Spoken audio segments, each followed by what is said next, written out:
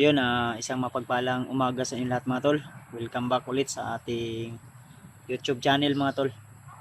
At sa lahat ng mga solid supporters natin dyan, mga silent viewers, ay ako po ay bumabati sa inyo ng isang magandang umaga, magandang tanghali o gabi. Kung ano mang oras nyo mapanood ang video na ito ay binabati ko po kayo tol. So tayo po ay babalik na ulit sa ating pag-explore at sa ating ibang mga kasamahan, lalong lalo na sa kaibigan natin na si SJ01 na humingi ng tulong, at sa mga nag-request na tulungan natin si Bro SJ dahil may nangyari nga hindi maganda sa kanya. At syempre ako may mission rin ako na kailangan maligtas natin yung alaga ko na si Noah. Pero alang-alang sa ating kaibigan tol na si SJ01 tol, ako po ay tutulong upang siya po ay maligtas sa kapahamakan. So bali nakapag-prepare na po ako tol sa aking mga gamit sa pag-explore. At tayo rin ay may allowance na. So hindi man masyadong malaki yung allowance ko, ating nalikom dahil konti lang talaga at maliit lang, pero at least tol, alam nyo naman siguro tol, may mga kaibigan din si SJ na naghahanap sa kanya. So baka may mga pagkain din sila, so baka makita natin sila, yun na lang yung ating pagtiisan. So madadala nating pagkain sa bundok ay konti lang, pero hanap lang tayo ng paraan. So medyo malayo po yung bibiyahiin natin tol, nasa mga 3 to 4 hours ang babiyahiin natin. So ngayong umaga na ito ay tayo po ay magbiyahe papunta kung saan po yung location o lugar ni SJ01. Kaya sana tol, samahan nyo ko sa aking paglalakbay at sa mission na ito tol. Sana mabilis at madali lang natin na malulutas ang problema na ito, dahil yung mga hinaing ng aking mga solid supporters, yung iba nga ay nagagalit dahil wala daw akong pakialam. So sana naintindihan nyo tol yung sitwasyon ko at siyempre yung kalagayan ko, na tayo po ay may mga problema din, hindi lang po sa pag-i-explore kundi pati na rin dito sa pamilya ko. Kaya sana lawakan nyo pa yung mga pag-iisip nyo sa mga masasama yung mga kinokomento at minimisid sa akin na ako po ay walang pakialam sa ibang mga hunter, lalo na sa sitwasyon nila ngayon, lalo na sa sitwasyon ni SJ ngayon tol, na nagdurusa sa natamo niyang sugat o may nakatusok na bakal sa kanyang dibdib. Siyempre ako nalulungkot din ako na yun po ay nangyayari sa kanya, at kaya hinayaan ko na lang muna yung mga komento, mensahe, minsan binabasa ko na lang at ayaw ko nang mag-reply dahil yun na nga, medyo kung papatulan natin ay masasaktan lang tayo. Gustuin ko mang tumulong tol, pero ako po ay nagpapalakas at nagpapahinga dahil hindi pwede na tayo ay maglalakbay na wala tayo sa kondisyon, lalo na yung pupuntahan natin ay delikado at critical po yung gagawin nating pag-explore.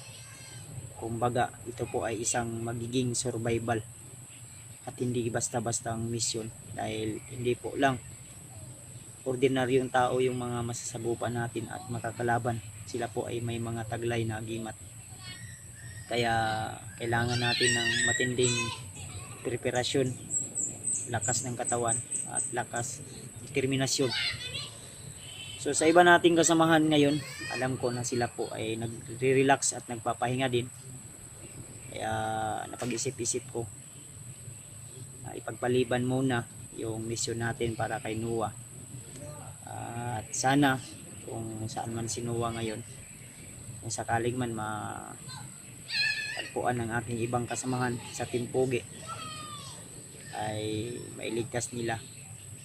At ako po ay papatungo sa location kung saan po naroroon yung kaibigan natin na si SJ. So sa mga nagtatanong kay Alpha kung bakit hindi siya nakapag-explore at doon na lang po kayo mag-message o magtanong sa kanya tol, dahil ako ayaw ko nang magdagdag o baka manubra pa yung mga sasabihin ko. Pero okay naman si Alpha po. Ang problema lang nung ay nalalaman ko lang siya po ay nagpapahinga at may hinihintay pa siyang gamit na kailangan niyang magamit sa pag-explore. Yun po yung sabi niya, at abang-abangan niyo po yung kanyang pagbabalik explore. So di ako aasa na kami po ay magkasama sa misyon na ito ulit sa aking pag-akyat sa bundok. Hindi ko po makakasama si Alpha o di kaya yung iba nating kasamahan. So depende na lang po sa sasama sa akin, no? Si Julius o di kaya iba kong kasamahan, sila AJ, kasi may mission din sila na kailangan din nilang pupuntahan o sasagipin, lalo na yung bandido na natulungan nila na si Marvin.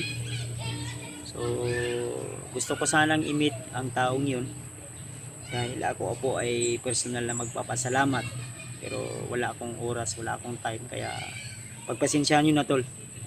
So ito po ay emergency na pag-akyat natin sa bundok. Ang plano ko sana ay magpapahinga pa ako, lalong makabawi tayo sa ating pagpalakas at pagpapahinga. Pero wala tayong magagawa kundi kailangan na nating umakyat tol, alang-alang sa ating kaibigan, no? So kahapon ay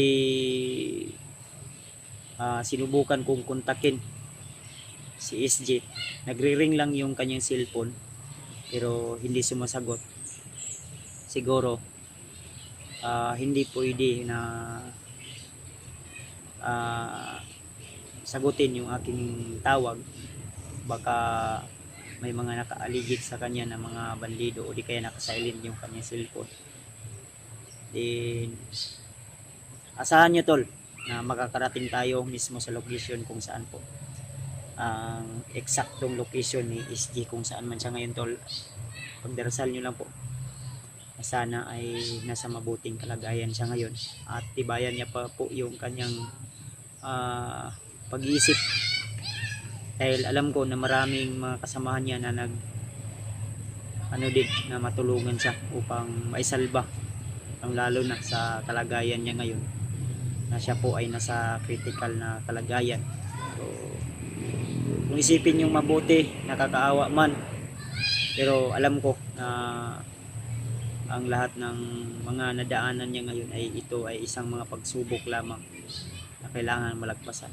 So ipag-pray lang po natin tol, lalo na gabayan nyo po ako, subaybayan nyo po yung aking mga bawat video na i-upload, subaybayan nyo po yung aking adventure explore sa taon na ito tol.